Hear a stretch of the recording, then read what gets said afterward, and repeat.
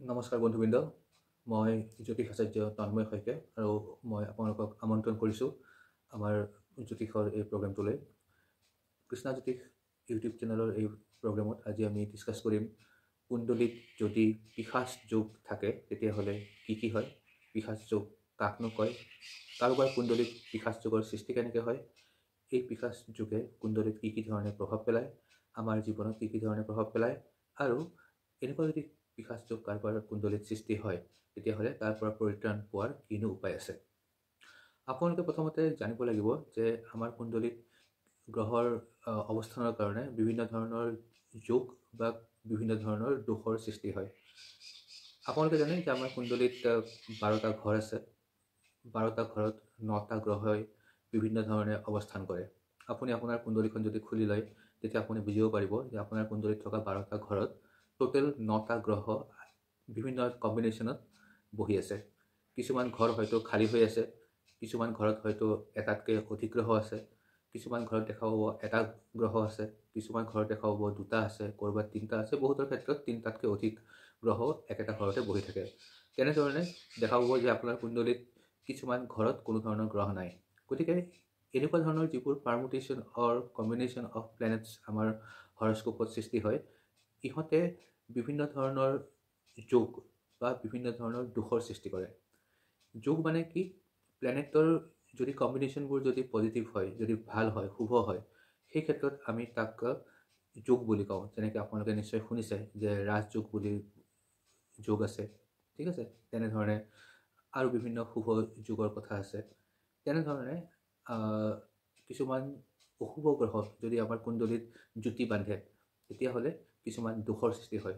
দোষৰ ভিতৰত আপোনালোকে জানে যে বিভিন্ন ধৰণৰ দোষ অকল গ্ৰহৰ কুণ্ডলীৰ দুটাতকৈ অধিক গ্ৰহৰ জুতিৰ কাৰণে নহয়, বিভিন্ন কাৰণে হ'ব পাৰে। আপোনালোকে জানে যে কিছুমান দোষৰ কথা হয়তো আপোনালোকে অলৰেডি অলপ চলপ শুনিবও পাৰে, কিছু জ্ঞান থাকিবও পাৰে। যেনেকৈ এটা কমন দোষ যোনটো বহুতৰে কুণ্ডলীত থাকে সেইটো হ'ল মাংগলিক দোষ। তাৰ উপৰিও বহুতৰ কুণ্ডলীত পিতৃদোষ বুলি এটা দোষ থাকে, বহুতৰ কুণ্ডলীত কালসৰ্প দোষ বুলি দোষ থাকে। গতিকে এই ধৰণৰ দোষৰ কথা আমি সকলোৱে জানো। তেনেধৰণৰ আৰু এটা দোষ যোনটো দুজন অশুভ গ্ৰহৰ জুতিৰ কাৰণে সৃষ্টি হয়, সেই দোষটোক কয় পিশাচ যোগ। পিশাচ যোগ এটা অত্যন্ত নিগেটিভ টাইপৰ দোষ হয় আৰু ইয়াৰ প্ৰভাৱ আমাৰ জীৱনত অত্যন্ত বেয়াভাৱে পৰে। গতিকে এই যুগৰ বিষয়ে আমি আজি ডিছকাছ কৰিম। আশা কৰোঁ যে আপোনালোকে কিছু কথা এই বিষয়ে জানিব পাৰিব, আৰু যদি এনেকুৱা ধৰণৰ কিবা দোষ আপোনাৰ কুণ্ডলীত আছে তেতিয়াহ'লে আপোনালোকে সতৰ্ক হৈ পৰিব পাৰিব। আগবঢ়াৰ আগতে আপোনালোকক এটা ৰিকুৱেষ্ট কৰোঁ যে আপোনালোকে যদি এই চেনেলত নতুন হয় তেতিয়াহ'লে কাইণ্ডলি এই চেনেলটো ছাবস্ক্ৰাইব কৰিব। ছাবস্ক্ৰাইব কৰিলে কি হ'ব যে যেতিয়াই কিবা নতুন ভিডিঅ' আপলোড কৰা হয় এই চেনেলত, তাৰ নটিফিকেশ্যন আপোনালোকে পাই থাকিব। নটিফিকেশ্যন টাইমমতে পোৱাৰ কাৰণে আপোনালোকে ছাবস্ক্ৰাইব কৰাৰ পিছত যোনটো ঘণ্টা বা যোনটো বেল আইকন এটা ইয়াতে আছে, সেই বেল আইকনটো আপোনালোকে টিপি থৈ দিব, যাতে আপোনালোকে সময়মতে আমাৰ নতুন ভিডিঅ'বোৰ পাই থাকিব পাৰে। এই চেনেলত অলৰেডি 150তকৈ অধিক ভিডিঅ' আপলোড কৰা আছে বিভিন্ন বিষয়ত। আপোনালোকে সময় পালে এই ভিডিঅ'বোৰ চাব। ভিডিঅ'বোৰ বিভিন্ন ডিফাৰেণ্ট টপিকৰ ওপৰত কৰা হৈছে, আৰু প্ৰত্যেকটো ভিডিঅ'ই জ্ঞানবৰ্ধক ভিডিঅ'। আপোনালোকে চালে কিছু কথা আপোনালোকে জানিব পাৰিব, কিয়নো আমি সকলোৱে জ্যোতিষৰ বিষয়ে কিছু জ্ঞান আমাৰ সকলোৰে থকা উচিত। কিয়নো জ্যোতিষে আমাক এটা দিশ নিৰ্দেশ কৰে, আমাৰ জীৱনত কি হ'বলৈ হৈ আছে তাৰ বিষয়ে এটা আভাস দিয়ে, আৰু যদি আমাৰ জীৱনত কি হ'বলৈ গৈ আছে সেই বিষয়ে যদি আমাৰ এটা স্পষ্ট ধাৰণা থাকে তেতিয়াহ'লে আমি সময়মতে প্ৰতিকাৰমূলক কিছু বিধান আমি কৰিব পাৰোঁ, যাৰ জৰিয়তে আহিব লগা দিনবোৰত যদি তেনেকুৱা ধৰণৰ কিবা যদি প্ৰব্লেমছ হ'ব লগা হৈ আছে তেতিয়াহ'লে সেইবোৰৰ প্ৰতিকাৰ আমি আগতীয়াকৈ কৰি ল'ব পাৰিম।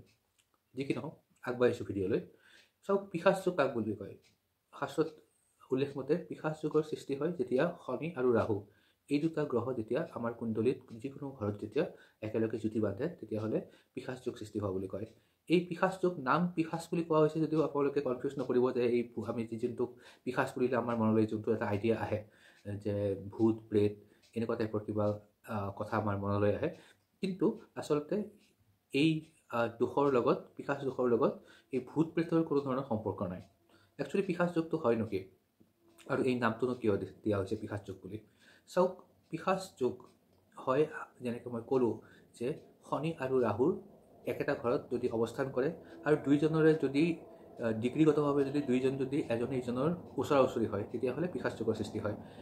ডিগ্ৰীও চাব লাগিব। অকল কেতিয়াবা বহুত ক্ষেত্ৰত দেখা যায় যে শনি আৰু ৰাহু একেটা ঘৰত আছে কিন্তু দুইজনৰ ভিতৰত ডিগ্ৰীগতভাৱে ডিফাৰেঞ্চ ইমান বেছি যে দুইজনে একেটা ঘৰত থকাৰ স্বত্তেও তেওঁলোকৰ এজনে ইজনৰ যিহেতু ভিতৰত বহুতখিনি ডিগ্ৰীৰ পাৰ্থক্য থাকে গতিকে তাৰ প্ৰভাৱটো কম হয়। কিন্তু যেতিয়া শনি আৰু ৰাহু ডিগ্ৰীগতভাৱে তেওঁলোক ওচৰা ওচৰি হৈ পৰে আৰু একেটা ঘৰতে অৱস্থান কৰে তেতিয়া এই পিশাচ যোগৰ প্ৰভাৱ বাঢ়ে। চব পিশাচ যোগ যিকোনো আমাৰ কুণ্ডলীৰ 12টা ঘৰৰ যিকোনো ঘৰতে সৃষ্টি হ'ব পাৰে। শনি আৰু ৰাহু 1 নম্বৰ ঘৰৰ পৰা আৰম্ভ কৰি দ্বাদশ ঘৰলৈ যিকোনো ঘৰতে বহিব পাৰে আৰু সেইমতে আমাৰ জীৱনত তেওঁলোকৰ প্ৰভাৱো বেলেগ বেলেগ হয়। কিন্তু পিশাচ যোগৰ যোনটো নাম দিয়া হৈছে এই নামটো দিয়া হৈছে পাৰ্টিকুলাৰ এটা ঘৰৰ তাৰ যোন প্ৰভাৱ সেই প্ৰভাৱৰ ওপৰত ভিত্তি কৰিবলৈ। সেইটো হ'ল যদি কাৰোবাৰ কুণ্ডলীত 9 নম্বৰ ঘৰত বা 9ম ঘৰত যদি শনি আৰু ৰাহু একেলগে বহি পিশাচ যোগৰ যদি সৃষ্টি কৰে তেতিয়াহ'লে ইয়াৰ প্ৰভাৱ অত্যন্ত বেয়া হয়। কিয়নো চাওক শনি আৰু ৰাহু দুইটাই আসুৰিক গ্ৰহ বুলি কোৱা হয়, দানৱ গ্ৰহ বুলি কোৱা হয়। আৰু এই দানৱ গ্ৰহ দুটা যেতিয়া একেলগে কুণ্ডলীৰ 9 নম্বৰ ঘৰ যোনটোক ধৰ্মস্থান বুলিও কোৱা হয়, এই ঘৰত যেতিয়া দুটা দানৱীয় প্লেনেট একেলগে যেতিয়া বহে তেতিয়া কি হয় যে তেনে ব্যক্তিৰ জীৱনত তেনে ব্যক্তিকে কি ধৰণৰ চৰিত্ৰৰ হয় যে তেওঁলোকৰ ধৰ্ম কৰ্মৰ প্ৰতি তেওঁলোকৰ কোনো ধৰণৰ মন নাথাকে, তেওঁলোক অধৰ্মী হয়, তেওঁলোকে ধৰ্মৰ বিপৰীত কাম কৰি ভাল পায়, তেওঁলোকৰ মনত এটা আসুৰিক এটা প্ৰবৃত্তিৰ হোৱা দেখা পোৱা যায়। আৰু সেইকাৰণেই এই দোষটোৰ নাম পিশাচ যোগ বুলি কোৱা হৈছে। পিশাচ মানে যি দানৱ হয়, যি ধৰ্মৰ বিপৰীতে কাম কৰে, তেনেকুৱা পিশাচৰ লগত তুলনা কৰা হয়। গতিকে এনেকুৱা ধৰণৰ ব্যক্তিয়ে কি কৰে, এনেকুৱা ধৰণৰ ব্যক্তিৰ যোনটো মই ক'লোঁ যে একটো তেওঁলোকৰ ধৰ্ম কৰ্মৰ প্ৰতি তেওঁলোকৰ কোনো ধৰণৰ ৰাপ নাথাকে, তেওঁলোকৰ নিজৰ জীৱনটো অত্যন্ত কঠিন হয়, তেওঁলোকে পিতৃৰ পৰা সুখ নাপায় বা তেওঁলোকৰ কাৰণে পিতৃয়ে বহুত কষ্ট পাব লগা হয় জীৱনত। তেনে ব্যক্তিৰ নিজৰ জীৱনতো তেওঁলোকৰ বহুত ধৰণৰ আপছ এণ্ড ডাউনছ আহে। ভাল সময় হওঁতে হওঁতে বেয়া সময় আহি পায়হি, তেওঁলোকে একেটা কামকে বাৰে বাৰে কৰিব লগা হয়। তেওঁলোকে যদি দূৰলৈ যাত্ৰা কৰে তেনে যাত্ৰাও তেওঁলোকৰ যি কাৰণে তেওঁলোকে যাত্ৰা কৰে তাৰ বিপৰীত ফলহে তেওঁলোকে পায়। তেওঁলোকৰ যিহেতু ধৰ্মৰ প্ৰতি কোনো ধৰণৰ আগ্ৰহ নহয় গতিকে তেওঁলোকৰ জীৱনত সমাজত তেওঁলোকৰ বহুখিনি অপযশ পায়। এনে ব্যক্তিৰ জীৱনত বহু ক্ষেত্ৰত সন্মানহানি হোৱা দেখা যায়। তেওঁলোকে অতি কম সময়তে এনে বহুত ব্যক্তিৰ ক্ষেত্ৰত দেখা যায় যে অতি কম সময়তে মানে অতি কম বয়সতে তেওঁলোকে বিভিন্ন ধৰণৰ নিচাৰ প্ৰতি তেওঁলোক আসক্ত হৈ পৰে আৰু ইয়াৰ ফলত তেওঁলোকৰ যোনটো আহিব লগা যোনটো জীৱন হয় সেই জীৱনত তেওঁলোকে শিক্ষা দীক্ষাও ভালকৈ অৰ্জন কৰিব নোৱাৰে আৰু তেওঁলোকে একেটা কামকে বাৰে বাৰে প্ৰচেষ্টা কৰিব লাগে। মানে মুঠৰ ওপৰত তেওঁলোকৰ জীৱনটো স্মুথ কেতিয়াও নহয়। আৰু যিহেতু তেওঁলোকৰ ধৰ্ম কৰ্মৰ প্ৰতি তেওঁলোকৰ কোনো ধৰণৰ হাবিয়াস নাথাকে গতিকে তেওঁলোকৰ পাৰিবাৰিক জীৱনটো বহু ক্ষেত্ৰত সুখী নোহোৱা দেখা যায়। এতিয়া এই যোনটো শনি আৰু ৰাহুৰ যোনটো কম্বিনেশ্যন, এই কম্বিনেশ্যনটো অকল 9 নম্বৰ ঘৰতে নহয়, যিকোনো কুণ্ডলী যিকোনো ঘৰতে থাকিলেই কিবা নহয় কিবা ধৰণৰ বেয়া প্ৰভাৱেই দেখা পোৱা যায়। গতিকে মই শনি আৰু ৰাহুৰ যোনটো কম্বিনেশ্যন, পিশাচ যোগৰ যোনটো কম্বিনেশ্যন, এই কম্বিনেশ্যনটো আমাৰ কুণ্ডলীৰ বিভিন্ন ঘৰত থাকিলে কি কি ধৰণৰ তাৰ কুপ্ৰভাৱ পৰে সেই বিষয়ে অকণমান থুলমূলকৈ আপোনালোকক ক'বলৈ চেষ্টা কৰিম। যদি লগ্নত থাকে, লগ্ন হ'ল আমাৰ হাউচ নম্বৰ 1 মানে প্ৰথম ঘৰ। কুণ্ডলীৰ হাউচ নম্বৰ 1ত যদি শনি আৰু ৰাহু একেলগে বহি পেলাই পিশাচ যোগৰ সৃষ্টি কৰে তেনে ব্যক্তিৰ ক্ষেত্ৰত দেখা যায় যে তেনে ব্যক্তিৰ স্বাস্থ্য সাধাৰণতে ভাল নহয়। বিভিন্ন ধৰণৰ ৰোগ হোৱা দেখা যায়, মানুহ এলেহুৱা হয়, কামৰ প্ৰতি স্পৃহা নাথাকে, মগজুত সকলো সময়তে শ্বৰ্টকাটৰ দ্বাৰা কাম কৰাৰ এটা প্ৰৱণতা দেখা যায়, হাৰ্ড ৱৰ্কৰ প্ৰতি তেওঁলোকৰ আস্থা নাথাকে, তেওঁলোকে সকলো বস্তুকে শ্বৰ্টকাটত কৰিবলৈ যায়, যাৰ ফলত তেওঁলোকে বাৰে বাৰে তেওঁলোকে বিফলতা লাভ কৰে আৰু বিফলতা লাভ কৰাৰ ফলত তেওঁলোকৰ যোনটো মানসিক দিশটো সেইটো মানসিক দিশটো তেওঁলোকৰ দুৰ্বল হৈ পৰে, মানসিকভাৱে দুৰ্বল হৈ পৰে। আৰু বিভিন্ন ক্ষেত্ৰত দেখা যায় যে যদি তেওঁলোকৰ চন্দ্ৰও যদি দুৰ্বল হয় তেতিয়াহ'লে তেনে ব্যক্তিও বিভিন্ন ধৰণৰ মাদক দ্ৰব্য সেৱনত তেওঁলোকে এডিক্টেড হৈ পৰিব পাৰে। যদি দ্বিতীয় ঘৰত এই পিশাচ যুগৰ সৃষ্টি হয় তেতিয়াহ'লে কি হয় যে তেতিয়াহ'লে টকা পইচাৰ বহুত অপচয় হয়, টকা গোটাব নোৱাৰে তেনে ব্যক্তিয়ে। আয় বহুত কৰিব পাৰে কিন্তু আয়তকৈ ব্যয় সদায় বেছি হয়, বিভিন্ন কাৰণত পইচা ব্যয় হৈ থাকে। নিজৰ যোনটো পৰিয়াল, এই পৰিয়ালত সুখ শান্তিৰ পৰিমাণ কমি যায়, হাই কাজিয়া লাগে মানুহৰ। তেনে ব্যক্তিৰ যিহেতু নিজৰ চৰিত্ৰত বহুত দোষ থাকে, গতিকে পৰিয়ালত নিয়মিতভাৱে কাজিয়া পেচাল চলি থাকে। তৃতীয় ঘৰত যদি এই পিশাচ যুগৰ সৃষ্টি হয় তেতিয়াহ'লে দেখা যায় যে তেনে ব্যক্তিৰ ভায়েক ভনীয়েকৰ লগত তেওঁলোকৰ এটা দূৰত্বৰ সৃষ্টি হয়, কাজিয়া পেচাল লাগে, সম্পত্তিলৈ কাজিয়া পেচাল লাগিব পাৰে। সম্পত্তিৰ ক্ষেত্ৰত বিভিন্ন ধৰণৰ সমস্যাৰ সৃষ্টি হয়, বিশেষকৈ ভায়েক আৰু ককায়েকৰ মাজত বিভিন্ন ক্ষেত্ৰত বহুত ডাঙৰ হাই কাজিয়া এনেকুৱা ধৰণৰ সৃষ্টি হয়। যদি ভনীয়েক থাকে, ককায়েক ভনীয়েকৰ ভিতৰতো বহু ধৰণৰ সমস্যাৰ সৃষ্টি হয়। আৰু এনে ব্যক্তিয়ে জীৱনত কৰ্মসূত্ৰে বহুতো ট্ৰেভেল কৰিব লগা হ'ব পাৰে, কিন্তু বেছিভাগ ট্ৰেভেলতে তেওঁলোকে সফলতা লাভ কৰিব নোৱাৰে। তেওঁলোকৰ বহু ক্ষেত্ৰত দেখা যায় যে তেওঁলোকৰ যোনটো কমিউনিকেশ্যন, সেই কমিউনিকেশ্যনতো প্ৰব্লেম আহে, আৰু বিভিন্ন ক্ষেত্ৰত কমিউনিকেশ্যনৰ প্ৰব্লেমৰ কাৰণে তেওঁলোকে জীৱনত বহুত ধৰণৰ প্ৰব্লেমত পৰিব পাৰে। চতুৰ্থ ঘৰত যদি এই পিশাচ যুগৰ সৃষ্টি হয় তেতিয়াহ'লে মাতৃৰ কাৰণে বেয়া, মাতৃৰ স্বাস্থ্যৰ কাৰণে বেয়া। ধন সম্পত্তি ইমান সহজে গোটাব নোৱাৰে, বাহন সুখ পোৱাত তেওঁলোকৰ প্ৰব্লেম হয়, বাহনৰ ক্ষেত্ৰত তেওঁলোক সতৰ্ক হ'ব লাগে। আৰু এনে ব্যক্তিৰ যোনটো পাৰিবাৰিক সুখ শান্তি, সেই সুখ শান্তিও কম হয়, কিয়নো ঘৰৰ পৰিৱেশ ভাল নহয়, বিভিন্ন ধৰণে ঘৰৰ পৰিৱেশ সদায় বেয়া হৈ থাকে।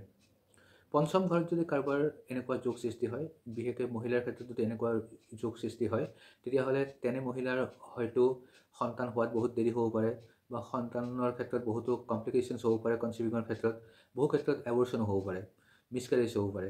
গতিকে এনেকুৱা ধৰণৰ সমস্যা দেখা পোৱা যায়, সন্তানৰ বিদ্যাটো বেয়া প্ৰভাৱ পৰে, আৰু এনেকুৱা ব্যক্তিৰ এডুকেশ্যনো আধৰুৱা হৈ ৰয়, বা এডুকেশ্যনত বহুত ধৰণৰ গেপছ আহি পৰে। ষষ্ঠ ঘৰত যদি পিশাচ যুগৰ সৃষ্টি হয় তেতিয়াহ'লে এনে লোকৰ ক্ষেত্ৰত তেওঁলোকে ধাৰত পৰিব পাৰে, তেওঁলোকে আইনৰ কবলত পৰিব পাৰে, তেওঁলোকে 2 নম্বৰ কাম কৰাব গৈ পেলাই তেওঁলোক বিভিন্ন ধৰণৰ সমস্যাত সন্মুখীন হ'ব পাৰে, শত্ৰু বৃদ্ধি হয়, আৰু এনে ব্যক্তিৰ ৰোগ ব্যাধি এইবোৰো হৈ থাকে। সপ্তম ঘৰত যদি পিশাচ যুগৰ সৃষ্টি হয়, সপ্তম ঘৰ আপোনালোকে জানে যে বিবাহৰ ঘৰ হয়। এনে ব্যক্তিৰ ক্ষেত্ৰত দেখা যায় যে এনে ব্যক্তি চৰিত্ৰৰ ফালৰ পৰা এনে ব্যক্তি খুব এটা ভাল চৰিত্ৰৰ নহয়, ইন দ্য চেন্স ডেট তেওঁলোকৰ বিবাহিত জীৱনত বিবাহৰ বাহিৰেও তেওঁলোকৰ অন্য পুৰুষ বা নাৰীৰ সৈতে, পুৰুষ হ'লে নাৰীৰ সৈতে বা নাৰী হ'লে পুৰুষৰ সৈতে বিবাহ বহিৰ্ভূত সম্পৰ্ক থাকে, যাক আমি এক্সট্ৰা মেৰিটেল এফেয়াৰ্ছ বুলি কওঁ। আৰু ইয়াৰ বাবে তেওঁলোকৰ যোনটো লিগেল বিবাহ হয়, সেই বিবাহিত জীৱনত তেওঁলোকৰ বহুতো ধৰণৰ প্ৰব্লেম হৈ থাকে। স্বামী স্ত্ৰীৰ মাজত সামঞ্জস্য নাথাকে, স্বামী স্ত্ৰীৰ মাজত দন কাজিয়া লাগি থাকে, বিশ্বাস অবিশ্বাসৰ প্ৰব্লেম চলি থাকে। আৰু বহু ক্ষেত্ৰত দেখা যায় যে এনেকুৱা ধৰণৰ কণ্ডিশ্যনত যদি কেতুৰ ট্ৰেনজিট হয় তেতিয়াহ'লে ডাইভৰ্চৰ সম্ভাৱনাও আহি যায়। অষ্টম ঘৰত যদি পিশাচ যুগৰ সৃষ্টি হয় তেতিয়াহ'লে এক্সিডেণ্টৰ বহুত ভয় থাকে, ডাঙৰ বা দীঘলীয়া ৰোগ হ'ব পাৰে, আৰু এনে ব্যক্তিয়ে কোনো ধৰণৰ যদি লটাৰী বা এনেকুৱা ধৰণৰ যদি যোনটোক আমি হিডেন ট্ৰেজাৰ বুলি কওঁ, লটাৰী হওক, ইঞ্চুৰেঞ্চ হওক, এনেকুৱা ধৰণৰ ধন আহৰণ কৰাৰ চেষ্টাত যদি তেওঁলোকে যদি লিপ্ত হয় তেতিয়াহ'লে তাত তেওঁলোকে বহুত লোকচানৰ কবলত পৰিব পাৰে। নৱম ঘৰত যদি কাৰোবাৰ শনি আৰু ৰাহু থাকে, তাৰ প্ৰভাৱ কি হয় মই ভিডিঅ'ৰ আৰম্ভণিতে কৈছোঁ যে নৱম ঘৰ হ'ল ধৰ্মস্থান। ধৰ্মস্থানত যদি পিশাচ যুগৰ সৃষ্টি হয় তেতিয়াহ'লে এনে লোকে ধৰ্ম কৰ্মৰ প্ৰতি কোনো মতি নাথাকিব, তেওঁলোকে যিমান পাৰে সিমান দুৰাচাৰত লিপ্ত হ'ব, তেওঁলোক সৰু বয়সৰ পৰাই তেওঁলোক বিভিন্ন ধৰণৰ নিচাৰ প্ৰতি আসক্ত হৈ পৰিব পাৰে, যাৰ কাৰণে তেওঁলোকৰ জীৱন কঠিন হৈ পৰে। আৰু এনে লোকৰ ক্ষেত্ৰত দেখা যায় যে পিতৃৰ ক্ষেত্ৰতো বা পিতৃৰ স্বাস্থ্যৰ ক্ষেত্ৰতো এনে লোকৰ পিশাচ যোগে কুপ্ৰভাৱ পেলায়, বা পিতৃয়ে বিভিন্ন ধৰণৰ সমস্যা, সি লাগিলে অৰ্থনৈতিক সমস্যাই হওক বা দৈহিক সমস্যাই হওক, এনেকুৱা সমস্যাৰ সৃষ্টি হ'ব পাৰে পিতৃৰ ক্ষেত্ৰত। দশম ঘৰত যদি পিশাচ যোগ সৃষ্টি হয় তেতিয়াহ'লে ই কৰ্মৰ ক্ষেত্ৰত অত্যন্ত বেয়া। কৰ্মত বাৰে বাৰে বিফলতাৰ সৃষ্টি হয়, কৰ্ম সংস্থাপন পোৱাত বহু দেৰি হয়, তেওঁলোকে বহু ক্ষেত্ৰত বহুত ইয়াৰ ওপৰত যদি অন্য গ্ৰহৰ প্ৰভাৱ পৰে তেতিয়াহ'লে দেখা যায় যে তেওঁলোকে বাৰে বাৰে কাম চেঞ্জ কৰি থাকিব লাগে। এটা কাম কৰিব, কিছুদিন কৰিব, আকৌ এৰিব, আকৌ এটা কাম কৰিব, স্থায়িত্বতা বহুত কম হয়। আৰু কৰ্মৰ ক্ষেত্ৰত তেওঁলোকে বহু কষ্ট পৰিশ্ৰম কৰাৰ পিছতহে তেওঁলোকে সফলতা লাভ কৰিব পাৰে। একাদশ ঘৰ যোনটো হাউচ অফ ডিজায়াৰ বুলি কয়, house of fulfilment of desire বুলি কয় বা প্ৰাপ্তিৰ ঘৰ বুলি কয়, এই ঘৰত যদি পিশাচ যোগৰ সৃষ্টি হয় তেতিয়াহ'লে চবতকৈ ডাঙৰ কথাটো হ'ল যে কি এনে লোক নিজৰ বন্ধু বান্ধৱৰ পৰা প্ৰতাৰিত হ'ব পাৰে, বন্ধু বান্ধৱে ঠগিব পাৰে।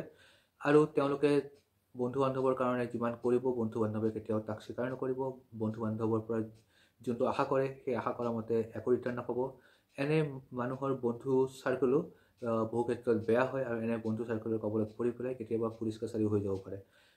ইয়াৰ লগতে ব্যয় হ'ব পাৰে যদি অশুভ গ্ৰহৰ প্ৰভাৱ থাকে ইয়াৰ ওপৰত। পিশাচ যোগটো নিজেই অশুভ, তাৰ ওপৰত যদি আৰু অশুভ গ্ৰহৰ প্ৰভাৱ পৰে তেতিয়াহ'লে বহুত খৰচ হ'ব পাৰে আৰু এনে লোক বিপৰীত লিংগৰ প্ৰতি আকৃষ্ট হৈ পেলাই নিজৰ জীৱনলৈ বহুত ধৰণৰ প্ৰব্লেমছ মাতি আনিব পাৰে। ইয়াৰ পিছত আনিছোঁ কুণ্ডলীৰ দ্বাদশ ঘৰলৈ। দ্বাদশ ঘৰত যদি বা হাউচ নম্বৰ 12ত যদি পিশাচ যোগৰ সৃষ্টি হয় তেতিয়াহ'লে প্ৰথম কথাটো হ'ল যে কি ই মানুহৰ চৰিত্ৰ নষ্ট কৰি পেলাই। পৰপুৰুষৰ প্ৰতি বা পৰ নাৰীৰ প্ৰতি আকৰ্ষণ বৃদ্ধি পায়, দৈহিক সুখ পাব বিচাৰে, নিজৰ একাধিক লোকৰ লগত সম্পৰ্কত থাকিব আৰু তেনে লোকৰ ক্ষেত্ৰত বিভিন্ন ধৰণৰ বেমাৰ আজাৰো হোৱা দেখা পোৱা যায়। হস্পিটেলৰ খৰচ বহুত বাঢ়ি যায়, হস্পিটেলৰ পিছত হস্পিটেল, বেমাৰৰ পিছত বেমাৰ, আৰু এনে বেমাৰ নহয় যি বেমাৰত আপুনি হস্পিটেল বাৰে বাৰে যাব লগা হয়, তেনেকুৱা ধৰণৰ বেমাৰৰ কবলত পৰি পেলাই বহুত টকা ব্যয় হ'ব আপোনালোকৰ। আৰু এনে লোকৰ নিদ্ৰা বহুত বেয়া হয়, ৰাতি টোপনি নহা বেমাৰ হ'ব পাৰে বা টোপনি আহিলেও বেয়া বেয়া সপোন দেখিব পাৰে, টোপনি পূৰ নহ'ব, যি তেওঁলোকৰ মানসিক দিশটো বহু ক্ষেত্ৰত বেয়া কৰি পেলাই, দুৰ্বল কৰি পেলাই আৰু এনে লোক মানসিক বেমাৰতো ভুগিব পাৰে। গতিকে মই যদিও এই ক্ষেত্ৰত আৰু বহুত চৰ্চা কৰাৰ থল আছে, তথাপি ভিডিঅ'টো যাতে বেছি দীঘলীয়া হৈ নাযায় তাৰ প্ৰতি লক্ষ্য ৰাখি পেলাই মই চমুৱাই পেলাই পিশাচ যোগ আপোনাৰ কুণ্ডলীৰ কোনটো ঘৰত সৃষ্টি হ'লে তাৰ কি ধৰণৰ কুপ্ৰভাৱ পৰিব পাৰে সেই বিষয়ে আপোনালোকক এটা থুলমূল এটা আইডিয়া দিয়াৰ চেষ্টা কৰিলোঁ। এতিয়া মই আহিছোঁ যে এনে যদি আপোনালোকে দেখে যে আপোনালোকৰ ক্ষেত্ৰত তেনেকুৱা পিশাচ যোগৰ সৃষ্টি হৈছে কুণ্ডলীত, তেতিয়াহ'লে আপোনালোকে কি কৰিব পাৰে। চাওক, যিকোনো দোষ যেতিয়া মানুহৰ কুণ্ডলীত সৃষ্টি হয় ইয়াৰ কাৰণনো কি? ইয়াৰ কাৰণ হ'ল যে কি যে আমাৰ পূৰ্ব জন্মৰ যি কৰ্ম, যাক আমি প্ৰাৰব্ধ কৰ্ম বুলি কওঁ, এই প্ৰাৰব্ধ কৰ্মৰ ফলেই আমি এই জন্মত আচলতে ভুগিব লগা হয়। পিশাচ যোগ আপোনাৰ কুণ্ডলীত এই কাৰণেই সৃষ্টি হৈছে যে আপোনালোকৰ পূৰ্বজন্মৰ যি কৰ্ম, সেই কৰ্মৰ ফল হিচাপে আপুনি এই জন্মত আপোনাক ভগৱানে পিশাচ যোগৰ সৈতে আপোনাৰ এই পৃথিৱীলৈ পঠাইছে। গতিকে প্ৰথমতেই এইটো যে আপুনি আপোনাৰ পূৰ্বজন্মৰ কৰ্মফলটো আপুনি ভোগ কৰিবই লাগিব। তাক কোনো ধৰণৰ জ্যোতিষী বা কোনো ধৰণৰ এষ্ট্ৰলজাৰে এই দুখ আঁতৰাই দিব নোৱাৰে কমপ্লিটলি। তাতে পিশাচ যোগটো হ'ল এটা বহুত পাৱাৰফুল যোগ হয়। গতিকে এই যোনটো দুখ, ভেৰি ভেৰি পাৱাৰফুল দুখ, এই পাৱাৰফুল দুখটো কোনো জ্যোতিষী পৃথিৱীত এনেকুৱা নাই যি আপোনাৰ গোটেই দুখটোৱেই কমপ্লিটলি আপোনাৰ কুণ্ডলীৰ পৰা ৰিমুভ কৰি দিব পাৰে, এনেকুৱা ধৰণৰ কোনো ব্যক্তি নাই। আমি কি কৰিব পাৰোঁ যে এই কুণ্ডলীত যি দুখ সৃষ্টি হৈছে ইয়াৰ প্ৰভাৱ যিমান হ'ব লাগে তাৰ পৰিমাণ আমি আমাৰ এই জন্মৰ কৰ্মৰ দ্বাৰা আমি তাক কম কৰি ল'ব পাৰোঁ। এই জন্মৰ কৰ্ম যদি আমি ঠিক কৰি ৰাখোঁ, যদি যি কৰ্ম কৰিলে যি দুইজন গ্ৰহই এই পিশাচ যোগ সৃষ্টি কৰিছে, শনি আৰু ৰাহু, তেওঁলোকক যদি আমি সন্তুষ্ট কৰিব পাৰোঁ বিভিন্ন ধৰণৰ জ্যোতিষীয় উপায়েৰে, তেতিয়াই আমি এই পিশাচ যোগৰ যি দুখৰ পৰিমাণ, সেই পৰিমাণ বা প্ৰভাৱ আমি কম কৰিব পাৰোঁ আমাৰ জীৱনত। এইখিনি আমি কৰিব পাৰোঁ আৰু এইখিনি কৰিবলৈ বহুতো উপায় আছে। এতিয়া উপায়ৰ কথা যদি বহুত দীঘলীয়াকৈ কওঁ, সেইও ভিডিঅ'টো দীঘল কৰি তুলিব।